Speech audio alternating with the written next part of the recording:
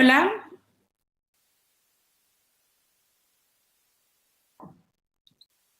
hola a todos, buenos días. Muchas gracias por acompañarnos.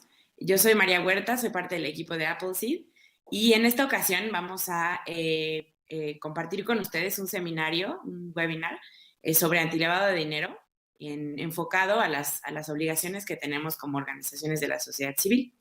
En esta ocasión nos va a dar este taller Carla Méndez. Ella es oficial de cumplimiento antilavado en CRIL, García Cuellar, Aiza y Enríquez. Y bueno, antes que nada, pues agradecer muchísimo a Jessica Pons, quien está presente en este seminario, y a la red de asociaciones y fundaciones empresariales de Grupo México.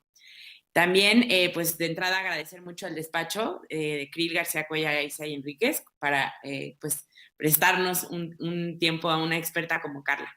Entonces, bueno, vamos a dar inicio al seminario. Ella nos va a ir guiando en toda la presentación que pueden ver en pantalla. Todas las dudas las podemos dejar hasta el final y las pueden ya sea escribir en el chat o podemos ir abriendo los micrófonos para que puedan ir externando sus preguntas. Entonces, bueno, muchas gracias. Hola, muy buenos días a todos. Bueno, como les comentaba María, si quieren en el chat me pueden ir escribiendo si es una pregunta que creen que después se vaya a perder el sentido de lo que estamos diciendo, igual y podemos interrumpir, abrir los micrófonos. Si quieren, váyanme comunicando ahí cómo vayan en el chat. Pues si quieren, vamos a empezar.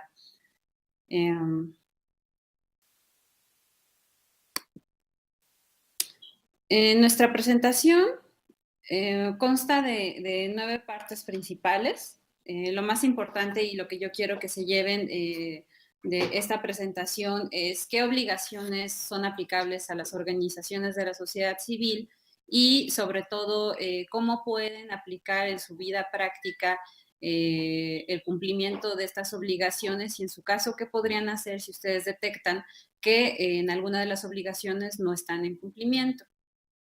Entonces, vamos a empezar por el primer tema. Y perdonen que me vaya a lo mejor un poquito a lo básico. Antes de hablar de obligaciones de las organizaciones de la sociedad civil, primero debemos de entender cuál es el riesgo que ustedes tienen en su operación diaria. Cuando hablamos de lavado de dinero, a veces asumimos que todas las personas saben de qué estamos hablando en el tema y pues ustedes se sorprenderían que esta misma capacitación, incluso dada a abogados, pues no es un concepto generalizado y no hay un consenso respecto a lo que se entiende por lavado de dinero o el objeto de la ley. Entonces, un poquito aterrizado para entender qué es el lavado de dinero. Obviamente hay cualquier cantidad de conceptos dependiendo del autor de qué se trate, pero en términos generales podemos hablar o conceptualizar el lavado de dinero como el proceso a través del cual se encubre el origen ilícito de fondos que son generados por el ejercicio de cualquier actividad ilícita o criminal. Hay varios autores que tratan de alguna manera esquematizar el proceso de lavado de dinero en varias instancias o etapas. El proceso más aceptado mundialmente es el que tiene Grupo de Acción Financiera Internacional, que es una organización internacional formada por varias jurisdicciones que tiene como objeto hacer frente común a la lucha contra el lavado de dinero y el financiamiento del terrorismo. En esta organización se han hecho diversos estudios. Uno de ellos es respecto a cómo se debe de estudiar o entender el lavado de dinero. Y se habla de que el lavado de dinero tiene 3 etapas principales. La primera le llama placement.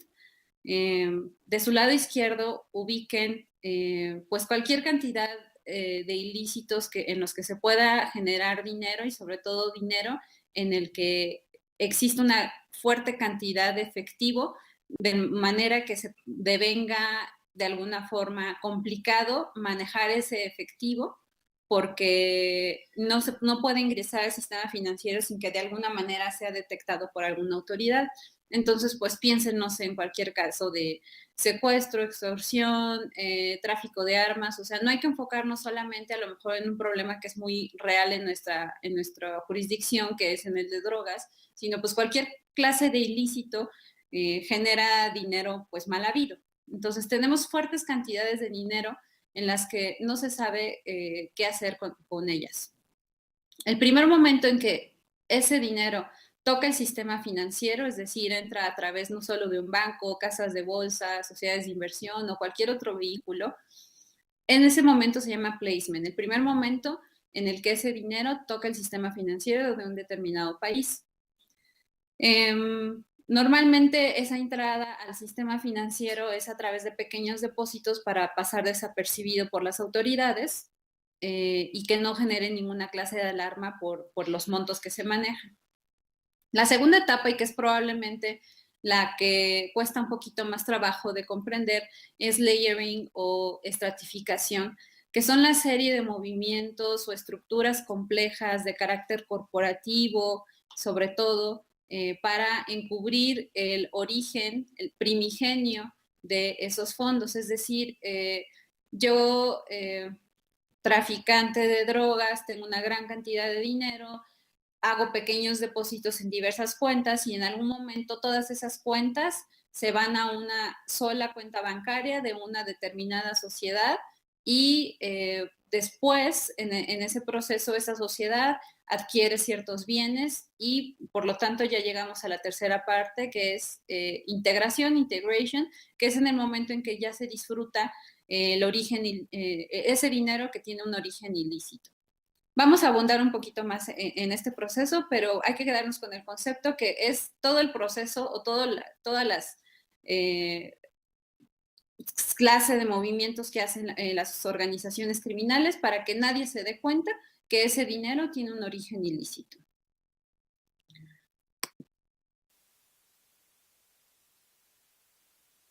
Ahora, únicamente como referencia, y tampoco los quiero aturdir con estas precisiones legales, obviamente la regulación del lavado de dinero tiene origen en diversas leyes. La ley que aplica en concreto a las organizaciones de la sociedad civil es la Ley Federal para prevenir e identificar operaciones con recursos de procedencia ilícita. Se publicó desde 2012, pero las obligaciones están vigentes desde 2013. Ojo, hay que tener en mente esta línea del tiempo porque quiere decir que las obligaciones de las que vamos a hablar más adelante debían o deben de haberse cumplido desde 2013 a la fecha. Obviamente, si ya estamos hablando cuestiones de carácter penal, la ley aplicable es el Código Penal Federal. Y hay otra serie de reglamentos, reglas, resoluciones que de alguna manera detallan y regulan, en primer término, cómo se hace el alta o el registro de las personas obligadas ante el portal del SAT para cumplir con las obligaciones antilavado. Y en segundo término, pues también de qué manera se tienen que presentar en su caso los avisos y cualquier otra clase de obligaciones de reporteo ante las autoridades. Pues reglamentos donde encontramos las obligaciones de las autoridades competentes. Hablando de autoridades competentes, vamos a decir que principalmente son tres autoridades las importantes y hay que tenerlas en el radar. La Secretaría de Hacienda, vamos a decir a la cabeza de todo, pero la Secretaría de Hacienda funciona a través del SAT y de la UIF o Unidad de Inteligencia Financiera. El SAT porque proporciona el portal para realizar el alta, el registro y la presentación de los avisos, y la Unidad de Inteligencia Financiera que realiza diversas estudios, investigaciones y obviamente la revisión o del cumplimiento de las obligaciones antilavado. Y por otro lado vamos a hablar de la Procuraduría General de la República, pues que obviamente como Ministerio Público Nacional, en caso de que por reportes de la Unidad de Inteligencia Financiera se presente algún caso que amerite iniciar alguna averiguación previa en materia de lavado de dinero, pues ya entraría en competencia de la PGR.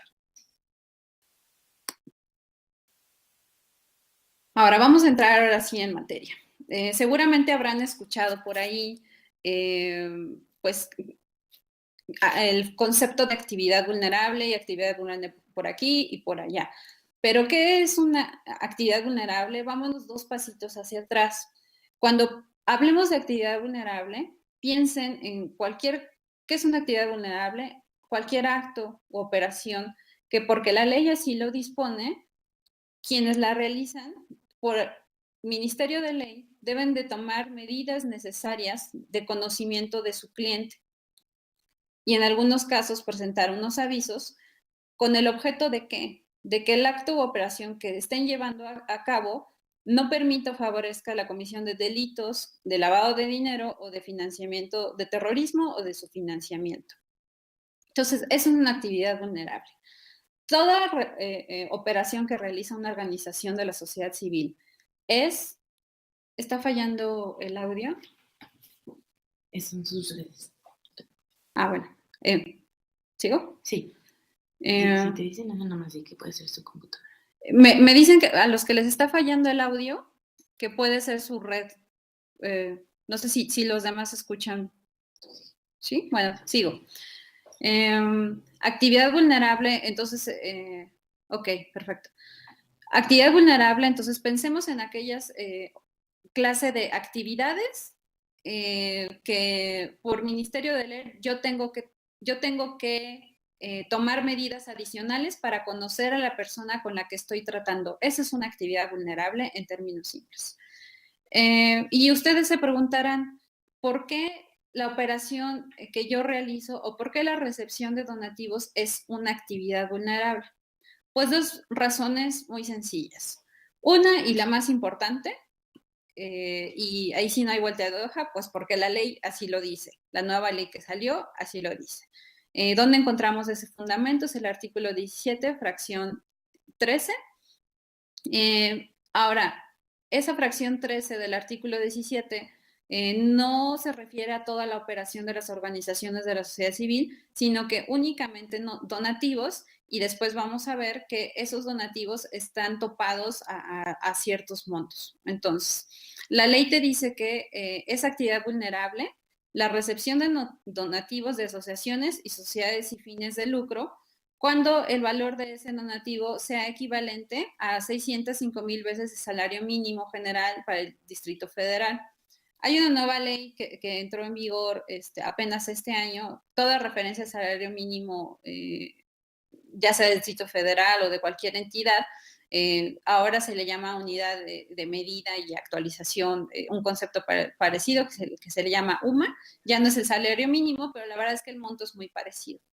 Entonces, es decir, ¿cómo traducimos este artículo 17? Que si yo recibo un donativo por vamos a cerrarlo, 120,000 pesos, en la presentación pueden ver la cantidad exacta, es actividad vulnerable. Ojo, hay 2 umbrales, les vamos a llamar así umbrales. El primer umbral, el de los 120,000 pesos por donativo, le vamos a llamar umbral de identificación, es decir, que en el momento en que yo recibo un donativo por esa cantidad, yo como organización de la sociedad civil tengo la obligación de identificar al donante. Ahorita vamos a abundar en esa obligación, qué significa identificar al donante. Es decir, pregunta, si yo recibo donativos no sé, un donativo de 5,000 pesos, ¿cuáles son mis obligaciones antilavado? En sentido estricto, bajo la ley y como está ahorita, ninguna, ¿ok? Sino hasta el momento en que yo recibo un donativo por 120,000 pesos. Vamos a ver más adelante un esquemita que va a conjuntar como las obligaciones de identificación y en su caso de presentar un aviso o informe, y les va a quedar más claro. Pero de momento quédense con eso en la mente. La cantidad cerrada son 120,000 pesos. Es obligación de identificar al cliente únicamente, no se presenta un aviso. Ahora, ¿cuál es la segunda razón por la cual recibir donativos es una actividad vulnerable? Pues porque la experiencia internacional ha demostrado que algunas organizaciones sin fines de lucro han servido desafortunadamente como vehículos para el lavado de dinero y financiamiento del terrorismo.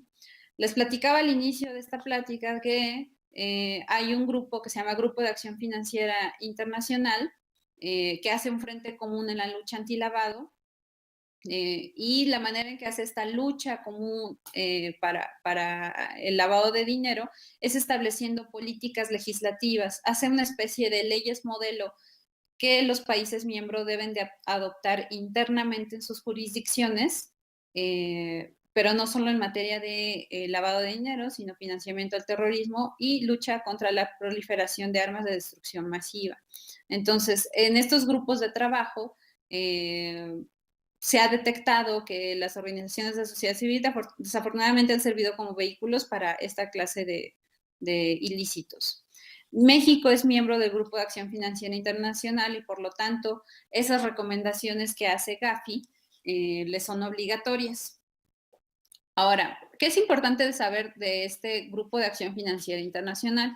Pues emitió un documento que se le llama 40 recomendaciones, a lo mejor lo habrán escuchado alguna vez, y dentro de esas 40 recomendaciones no habla solo de las organizaciones de la sociedad civil, sino se habla también, pues, por ejemplo, de otros prestadores de servicios como notarios, abogados, agentes aduanales, y etcétera. En esas 40 recomendaciones en particular, en la recomendación número 8, hace referencia a las non-profit organizations o organizaciones sin fines de lucro y lo que recomienda este Grupo de Acción Financiera Internacional es que existan legislaciones que de alguna manera obliguen a estas organizaciones para que en ciertos casos tengan la obligación de conocer a sus clientes. Hay otro documento del Grupo de Acción Financiera Internacional que se refiere al abuso de las organizaciones sin fines de lucro para fines de terrorismo. En la presentación pueden ver, ahí está el link para que puedan consultar cualquiera de esos dos documentos, únicamente para fines informativos y pues para que estén de alguna forma pues empapados del tema y para saber cómo hacerle frente a este riesgo. Esas son las dos razones por las cuales nosotros ahora tenemos esta ley en nuestro sistema jurídico porque la experiencia internacional nos ha enseñado que es un riesgo y segundo, porque México es miembro del Grupo de Acción Financiera Internacional y de alguna manera tenía que cumplir con ese compromiso de tener una legislación interna que previniera estos casos. Entonces, en la presentación van a ver, es un extracto del último informe que les comenté del Grupo de Acción Financiera Internacional, que son las técnicas utilizadas por ciertas organizaciones criminales en las organizaciones sin fines de lucro y de alguna manera las clasifican en 5 categorías. Si quieren, se los puse meramente como referencia, pero la verdad es que yo al estudiar el documento sí vi que la tendencia era centrar el problema de las organizaciones sin fines de lucro a temas de terrorismo. Entonces, afortunadamente digo, México tenemos muchos problemas, pero el terrorismo no es como el principal o nuestra principal preocupación que digamos, sino más bien como que tendemos al tema del lavado de dinero, pues por todo el problema que tenemos pues, de tráfico de drogas, ¿no? Sobre todo. Entonces, los puse meramente como referencia, pero yo dije, a ver, vamos a pensar en un escenario aplicado a México y aplicado no al tema de terrorismo, sino aplicado al tema de lavado de dinero. Ya platicamos que actividad vulnerable es aquella operación que por experiencia internacional o porque la ley lo dice así, sabemos que yo tengo que tomar medidas más adecuadas para conocer a la persona con la que yo estoy tratando. Entonces, vamos a poner el ejemplo. Tenemos un donativo, acuérdense del umbral más o menos de 120,000 pesos. Tenemos un donativo, ¿no? Y ese donativo se hace a una organización de la sociedad civil. Entonces, si recordamos el esquema de 3 niveles, estamos en la primera etapa donde se hace, donde ese dinero mal habido entra al sistema financiero por primera vez y lo hace a través de una organización de la sociedad civil. La organización de la sociedad civil lo que hace es que con esos fondos, pues, realiza su objeto. Y vamos a pensar, por ejemplo, que parte de su objeto es otorgar beneficios o becas a estudiantes. Ahí tenemos ahí el birrete en la presentación, ¿no? Ahí está nuestro estudiante. Y en ese momento va a ser el momento en que se disfruta ese dinero de origen ilícito. Ahora, entonces, ustedes van a decir, bueno, ¿y aquí dónde está el proceso de lavado de dinero? No entiendo. En el momento en el que el donante hace un donativo por más de 120,000 pesos, en ese momento se detona la obligación de identificarlo. Si identifican en la presentación hay un círculo azul, la ley antilavado, ese es el alcance que tiene. Ahora, vamos a pensar que este donante, de alguna forma, está relacionado con el estudiante que recibe, por ejemplo, la beca o el beneficio. Entonces, vamos a decir, entonces no, ese donativo no fue de alguna forma voluntario ni con ningún fin altruista, sino de beneficiarse indirectamente, ¿no? Obviamente, la verdad es que en los casos que comentábamos de terrorismo o de lavado de dinero, difícilmente se puede hablar que la organización de la sociedad civil no tiene un conocimiento. Hay muy pocos casos en los que la organización de la sociedad civil no ha tenido conocimiento. Lo que es más típico encontrar es que se funden o se creen estas organizaciones, pero ya exprofeso para hacer vehículos para lavar dinero. Entonces, la verdad es que en este escenario y en el caso, pues de ustedes que, bueno, siguen realmente fines altruistas y de apoyo a grupos vulnerables, pues difícilmente vamos a encontrar pues alguna cierto dolo o en este proceso de lavado de dinero, pero la ley se limita al campo del círculo azul donde está el donante. La ley no va más allá y no se va al beneficiario, pues porque hay otras leyes fiscales y otras leyes que tratan de ver como que los fondos se apliquen efectivamente al objeto de la sociedad. Entonces, este es el ejemplo general que yo les quise poner de dónde podría estar el riesgo y cómo podría aplicarse en el caso de México. Ahora, ya entendimos qué es el lavado de dinero, cómo puede ser el proceso, que difícilmente que es la organización civil puede no tener conocimiento, o sea, normalmente los casos que hay en la experiencia es que sí tienen conocimiento de que los fondos no son de origen lícito. ¿Cuáles son entonces las obligaciones que se detonan desde el momento en que yo sé que tengo la posibilidad de recibir donativos de más de 120,000 pesos? Principalmente son 5. Ahorita las vamos a desdoblar una por una. Entonces, en principio, si yo sé que tengo la posibilidad de recibir donativos por más de 120,000 pesos, la primera obligación es, pues te tienes que dar de alta en el portal de prevención del lavado de dinero.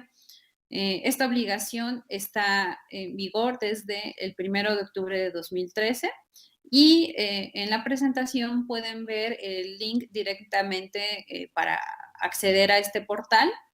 En sus inicios, la verdad es que el portal tuvo muchos problemas. Probablemente no se esperaba que hubiera una respuesta o una reacción tan inmediata de los sujetos obligados y la verdad es que era imposible darse de alta porque estaba saturada totalmente. Pero ahorita ya la verdad es que el acceso ya, de repente tiene problemas el portal, pero ya el alta no tendría por qué ser un problema.